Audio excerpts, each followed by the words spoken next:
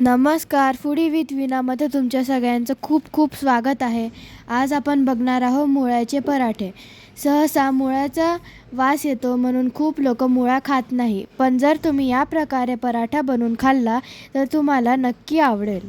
आधी मुळ्याचे साले काढून घ्यायचे आहे, मग त्याला किसणीच्या सहाय्याने किसून घ्यायचं आहे आणि मग ह्या प्रकारे याला पिळून त्याचा सगळा रस काढून घ्यायचा आहे. इथे एका पॅनमध्ये 1 ते 1.5 चमचा तेल घालून घेतलं आहे. तेल गरम झाल्यावर त्यामध्ये हळद, किसून घेतलेला मुळा हे छान परतवून घ्यायचं. नंतर यामध्ये 1 चमचा लाल तिखट, 1 चमचा मसाला, 1 चमचा धने जिरे पावडर आणि आमचूर पावडर. आमचूर पावडरमुळे याला छान असं चटपटीत चव येते. त्यानंतर चवीनुसार मीठ हे सगळे एकजीव करून घ्यायचं आणि याला 1 मिनिट वाफ काढून घ्यायची. नंतर यामध्ये बेसन घालून घ्यायचं 2 चमचे.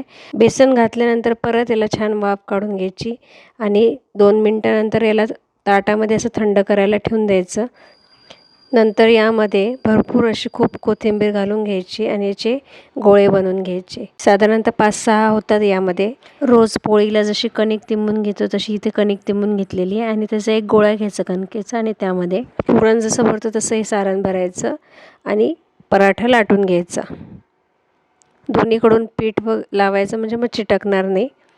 पराठा लाटून झालं की तव्यावर गरम तवा होऊ द्यायचा. गरम तव्यावर पराठा घालून घ्यायचा आणि एका साईडने झाला की पलटून घ्यायचा आणि आवडीनुसार तुम्ही बटर, तूप, तेल काही लावू शकता. मी इथे तेल लावलेलं आहे. दोन्ही साईडनी छान असं खमंग भाजून घ्यायचा आणि इथे बघू शकता तुम्ही की पराठा किती छान असं टम्म फुगलेला आहे. आणि इथे मी पिझ्झा कटरने पराठा कापून घेते. तुम्ही इथे बघू शकता की याला किती छान असं सगळीकडून सारण भरलेलं आहे आणि किती छान लेअर पण सुटलेली आहे. हा पराठा तुम्ही दही, लोणचं, सॉस कशासोबत पण खाऊ शकता. अशाच रेसिपी बघण्यासाठी माझ्या चॅनलला लाईक, शेअर अँड सबस्क्राईब करायला विसरू नका. Keep sharing and watching. Take care. Bye bye.